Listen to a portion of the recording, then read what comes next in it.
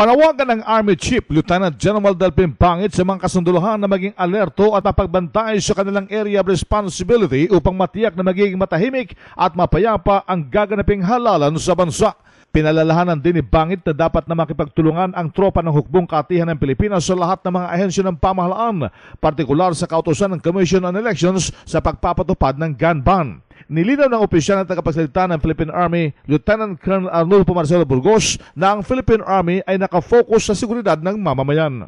Na ito ang order sa amin, so focus kami sa Philippine Army. Kaya meron kaming 4 ACES, yung Army Concerns for Engineering, the Army Concern for the Environment, yung pangatlong ACE is the Army Combat Excellence, at yung pang-apat is, eto na yon, yung Advocacy for Credible Election.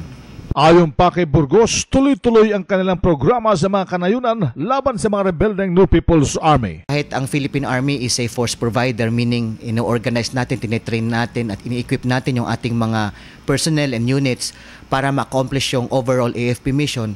Kahit hindi operational commander ang leader ng Philippine Army, is that nakikita namin through the assessment at mga feedback sa amin ng mga units through our monitoring and supervision, makikita natin that we are on track. Yung deadline na binigay ng ating presidente ay sa tingin namin ma-accomplish natin by the middle of 2010.